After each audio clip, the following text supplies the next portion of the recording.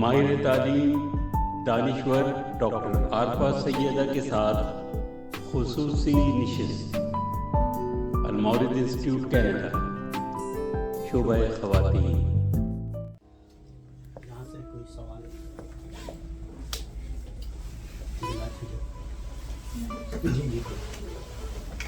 Doctor صاحبہ سے مجھے سوال یہ ہے، پاکستان مجھے یہاں آئے ہوئے 23 سال ہو گئے اور میں صرف 2 دفعہ پاکستان گئی ہوں.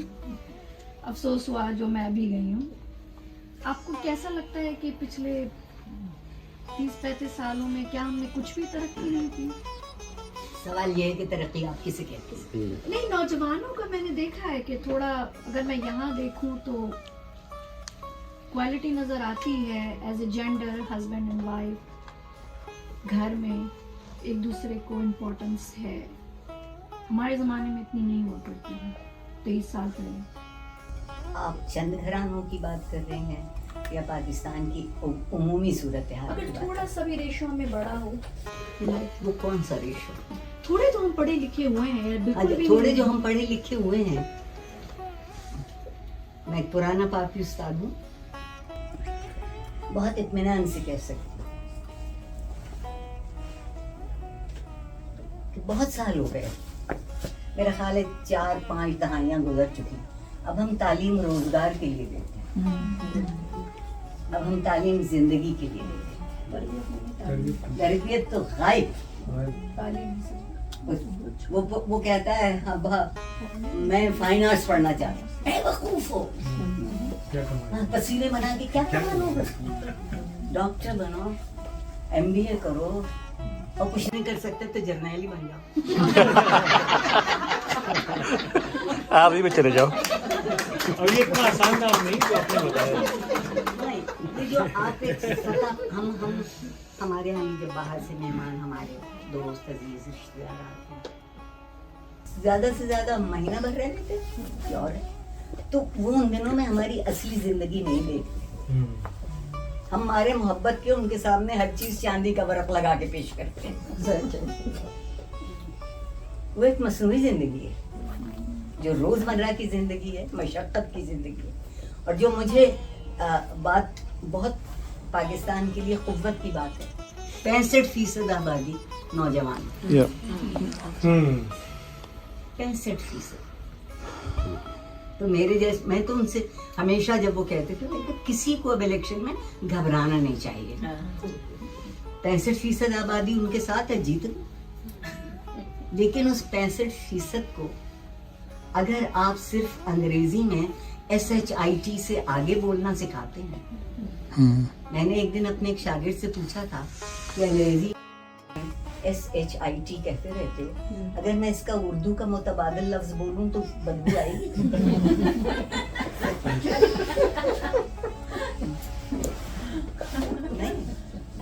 نہیں ہے، لحاظ ختم ہو گیا.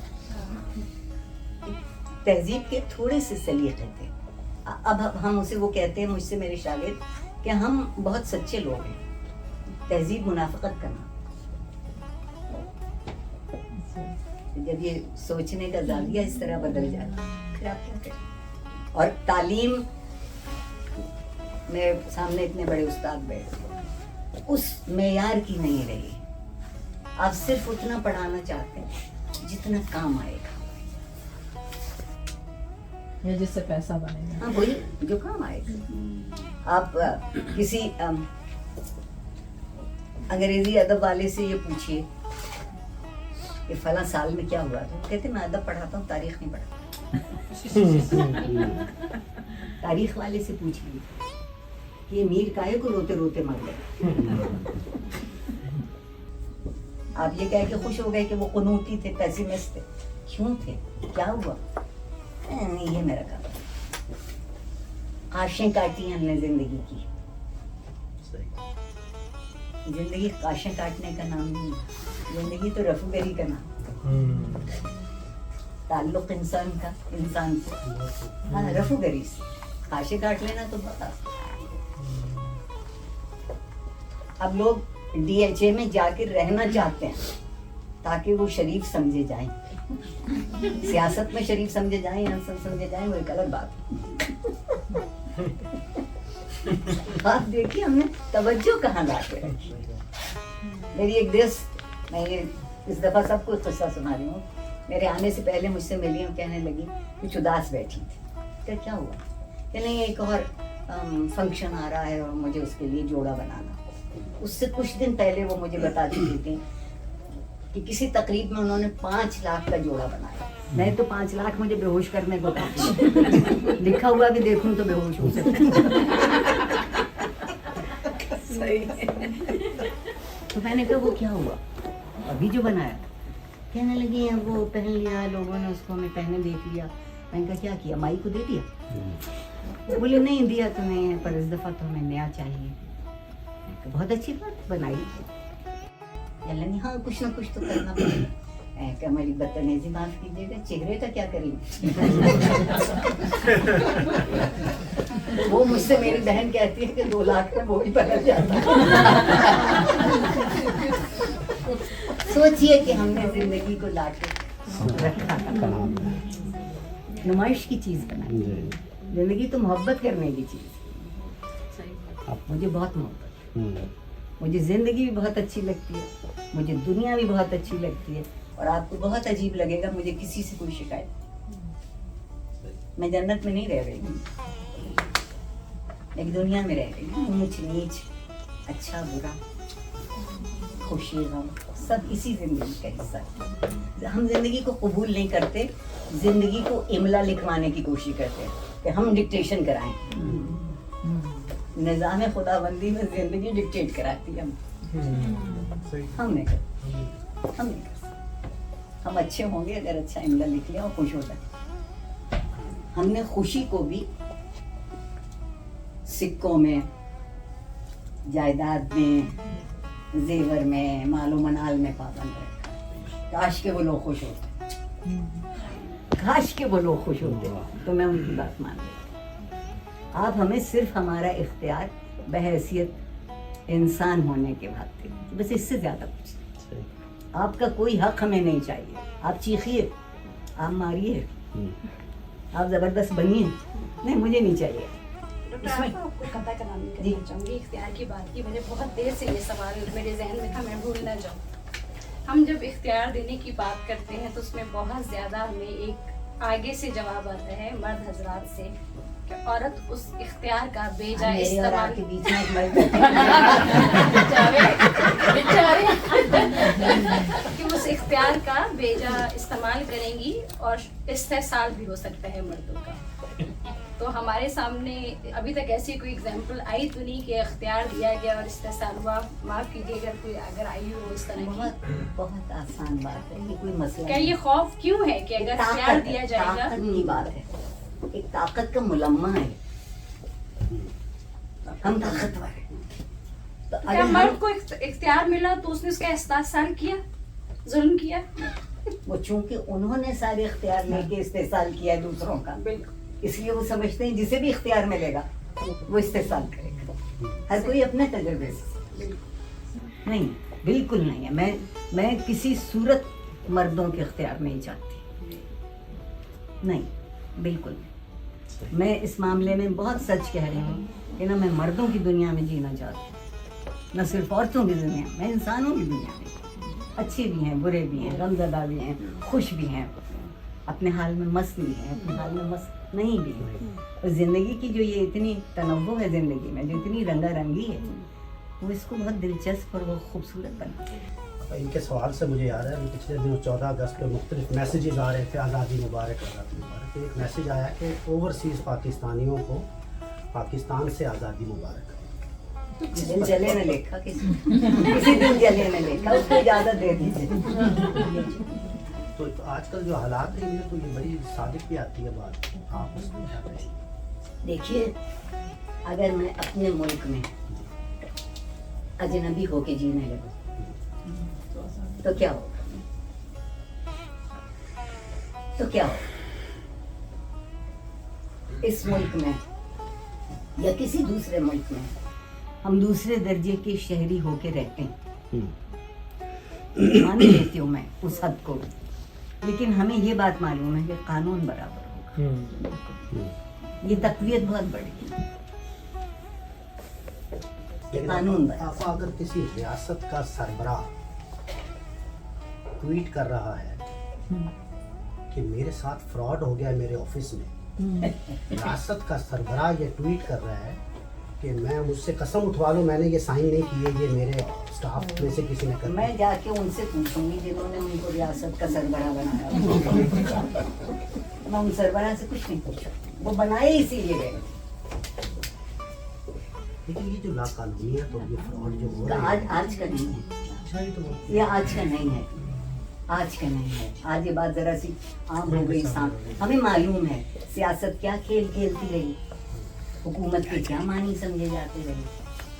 पहले सिविल सर्वेंट के मानी थे कि वो लोगों की खिदमत करें, अब उसके मानी नहीं कि पूरा माशरा उनकी खिदमत करे। ये इख्तियार का बेजा नहीं, आपकी इत्तला के लिए एक बात अर्ज है, मौलाना शिरानी, मुझे उनका पूरा नाम भूल गया है सर, और वो चेयरपर्सन थे नेशनल जी जो क्या नाम है उसका, Islamic council, ji, council of Islamic idea. National council of Islamic idea. उन्होंने खड़े होकर एक तकरीब में कहा कि अगर सरकारी अफसर आपसे किसी काम करने के लिए कुछ मांगता है तो आप दीजिए, आप खफा क्यों हैं, आपको शिकायत क्यों, आप दीजिए। हो गया। तो एक जाहिल का हाथ उठना चाहिए। पता नहीं मैं ऐसी जगहों में क्यों मौजूद हो जाती हूँ, ये मुझे अभी तक नहीं पता चला। मैंने उनसे कहा कि, और उन्होंने मुझे मुस्कुराता देख के वो बहुत खुश हुए, कहने लगे जी कहिए। मैंने कहा मौलाना आपने मेरी आज जिंदगी भर की उलझन खत्म कर दी। बोले क्या? मैंने कहा आपने बता दिया कि काम न करने की तनख्वाह, काम करने की रिश्वत, मसले को। और हम रिश्वत देने वाले कोई और लोग नहीं है, हम सब हैं। काम नहीं हो रहा, अच्छा इतने को खुश नहीं, अच्छा और ले लीजिए। बुजदार साहब के वक्त में लाहौर का डिप्टी कमिश्नर 3 करोड़ में लगता था, जिसकी तकर्री 3 करोड़ में हो रही है, वो साथ कितना लेके जाएगा, ये सोचिए। फिर ऐसे माशरे में जहाँ पे आपने कहा ना हर चीज़ पे होना चाहिए, ग्रैटिट्यूड भी हो और आपको हर वक्त मुतमईन होना चाहिए, लेकिन जहाँ पे इतनी नाइंसाफ़ी हो तो वहाँ पे एक इंसान होने के नाते और साथ मुसलमान होना के नाते हम कैसे इसको बर्दाश्त, हम 70-75 साल से हम कर रहे हैं। पैसे का तो सवाल ही नहीं रहा, पैसे का तो सवाल। जी आपका यहाँ से एक सवाल ले गया फिर आप। जी मेरा क्वेश्चन ये है, अगर अपना नाम बता दें। ये मैं मिसेस तारिक रूबी, जी मेरा नाम रूबी है, और मैं यहाँ पे अपना, जरा सा जोर से बोल लीजिए तो मुझ पे एहसान होगा। आपको समझ में नहीं आ रहा, मेरा नाम रूबी है। मेरा क्वेश्चन ये है कि अभी एक साहब ने आपको ये बताया था कि सिंध में ये सब कुछ हो रहा है। मैं ये सोच रही थी कि क्या वहाँ पे ये सब कुछ होने दिया जा रहा है? जी दिया जा रहा है तो हम सब लोग क्या कर रहे हैं? पूछ लीजिए। क्या हम सब लोग सिर्फ पाठ कर रहे हैं और उस सानियों को उठा रहे हैं, या उसके लिए हम कोई कुछ कर सकते हैं? देखिए उसके जो हल है, ऐसा नहीं है कि पाकिस्तान सारे का सारा पत्थर दिल लोगों का मुल्क है, ऐसा नहीं है कि हम सब के सब बेबस हैं, लेकिन जो वहाँ ताकत का तारीखी तस्वुर है और मौजूद है, उसके आगे कुछ नहीं हो सकता। मुख्तारा माई का नाम आपने सुना होगा। गांव की पंचायत ने फैसला किया कि सामने एक कोठरी है और उसमें 14 मर्द जाएंगे और उससे ज्यादती करेंगे। हुई। मैं परवेज मुशर्रफ को बहुत इस बात के लिए ममनून हूँ कि उन्होंने कम से कम उनको कैद किया, छोड़ा नहीं जब तक हो रहे। जैसे ही वो गए वो सब छूट गए। इस्लामाबाद में एक जुमला बहुत पसंदीदा जुमला है, खालिद जहीर साहब मेरा ख्याल है मेरी तारीफ कर देंगे कि you show me the face and I will show you the law. बताइए इस माशरे में क्या हो, आपकी जुडिशरी से क्या कर रही? पढ़े लिखे लोग, और जो कुछ हो रहा है वो हमारे यहाँ तसव्वुर है इस बात का कि जो ताकत में होगा उसकी बात सही होगी और जो ताकत में नहीं होगा उसकी बात सही नहीं होगी। इसका मतलब है कि आपका सवाल। मेरा सवाल और कमेंट भी था कि मेरा नाम सादिया है, मैं साइकोलॉजिस्ट हूँ और कम्युनिटी में भी काफ़ी काम करती हूँ, स्पेशली वुमेन इश्यूज़ के ऊपर यहाँ पे। तो मैं वापस उस तरफ मोड़ूंगी जैसे फैसल साहब ने बात की थी कि औरतों के रेफरेंस से कि औरतों की जो कम्युनिटी है ये क्या करना चाहिए। तो इसमें मैं obviously you are very experience, you have work with women so long, आपके ख्याल में वो कौन सी चीज़ होनी चाहिए, और मैं आपको अपना पर्सपेक्टिव भी दूंगी कि मेरा पर्सपेक्टिव क्या है, आपके ख्याल में क्या चीज़ होनी चाहिए औरतों के पास ताकि वाकई उनको अवेयरनेस हो, कि उनको पता चले। मेरा पर्सनल है कि किसी बंदे को भी जब कोई भी चीज़ मांगता है तो उसको क्लैरिटी होनी चाहिए वो क्या मांगे। तो मेरा पर्सपेक्टिव ये है कि जब औरतें कहती हैं कि मुझे राइट चाहिए, उनको पता होना चाहिए कि राइट चाहिए। फर्स्ट ऑफ ऑल तो मांगने की नोयत नहीं होनी चाहिए, उनको ये अवेयरनेस होगी दिस इज़ माई राइट। मैं अगर आई हूँ किसी जगह पे तो this is my right to sit on the same seat और सेम सोफा। मुझे पूछने की क्या ज़रूरत पड़ी है कि क्या मैं औरत होकर इस जगह पे बैठ सकती हूँ। ये मुझे इस बात का कॉन्फिडेंस होना चाहिए कि yes I can sit here, this is my right. लेकिन इसके साथ रिस्पॉन्सिबिलिटी भी आती है। तो कई दफ़ा क्या होता है कि जब हमें वो राइट मिलता है, उस राइट का इख्तियार हम ठीक नहीं करते, उसको यूज़ नहीं करते। तो जब हम खुद इस पोजीशन ऑफ पावर पे होते हैं तो कई दफ़ा हम वो चीज़ें कर रहे होते हैं जो कि हम जब दूसरे एंड ऑफ द टेबल पे बैठे होते हैं वो चीज़ें नहीं पसंद करते। So I think when we talk about women's rights, women's issues, we also need to be aware of it. कि जब हम इस decision making table पे हैं तो हमें किस तरीके से तो I just want to get your opinion कि as a reformer, as a social worker और community worker, कोई भी आप change लाना चाहते हैं, कोई भी social change लाना चाहते हैं, and you are part of that campaign, what do you think is most important जिसके जरिए से change लाई जा सके? अगर मेरा हाफजा मेरा साथ देता है तो मैंने कहा था कि एक ऐसी सूरत है कि एक तरफ हक है और दूसरी तरफ जिम्मेदारी, वो चाहे किसी का हक हो और किसी की जिम्मेदारी। सवाल मेरी जो उलझन थी जो मैंने अर्ज की और जिसके लिए मौजू बनाया वो ये था कि हक तो हैं और इनकार नहीं उनसे, मगर क्या उसे उस हक पर खुद भी कोई इख्तियार हासिल है या वो हक उसे जिस तरह दे दिया जाए या ना दिया जाए वो उसको समझे। आपका कहना यह है कि किस तरह उन्हें बताया जाए। रस्मी तालीम जिंदगी नहीं सिखाती है। जिंदगी बजाते खुद एक तालीम है जो तजुर्बे और तरबियत से आती है। हमारी माएँ क्या कहती हैं, डोली जा रही है डोला आएगा, उसकी घुट्टी में ये बात डालती है। आज की बच्ची डोली और डोला से बाहर निकल गई।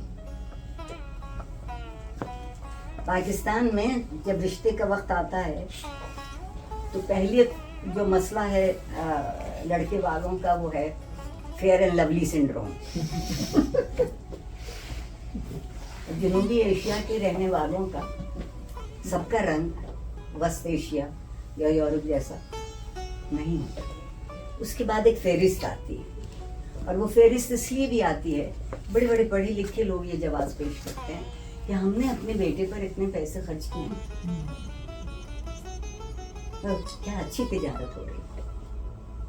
मेरी एक दोस्त की बेटी है, मैं उसको सैल्यूट करती हूँ। शादी का वक्त आया, उसने अम्मा अब्बा से कहा कि जो आपको करना है करना। पता लगा कि जहेज में एक गाड़ी चाहिए। उन्होंने सोचा चलिए सुजुकी दे देंगे।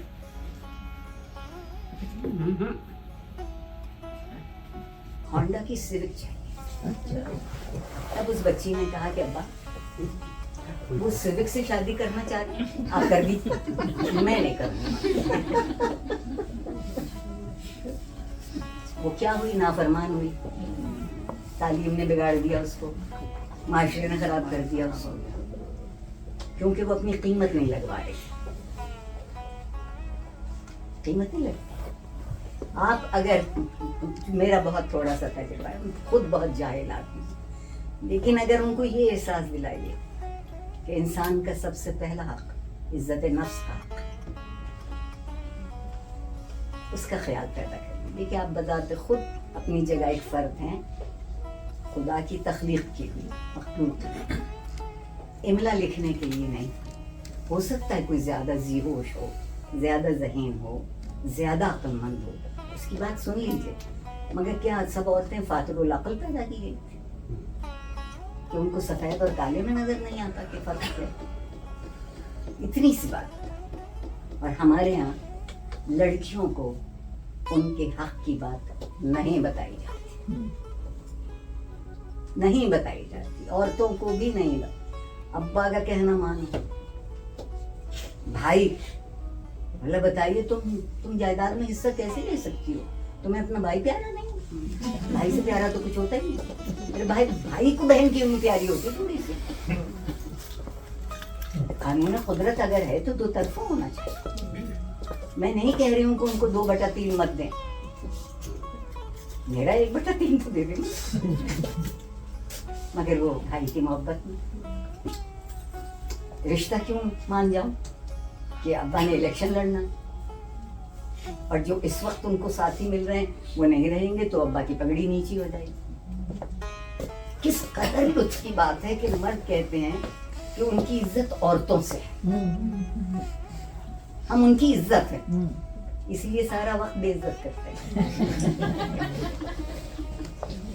میں ان سے یہ پوچھتی ہوں کہ آپ کی عزت کس چیز؟ آپ کی بھی عزت میں ہو گئی تو میری عزت کہاں ہے؟ کوئی اس کی جگہ ہے یا نہیں؟ اور ہم نے یہ کیوں سمجھ لیا، جیسا آپ نے بہت اچھی بات کہی کہ عورت جو کچھ کرے گی وہ غلط کرے گی، استحصال کرے گی، برا کرے گی، رستے سے ہٹ جائے گی.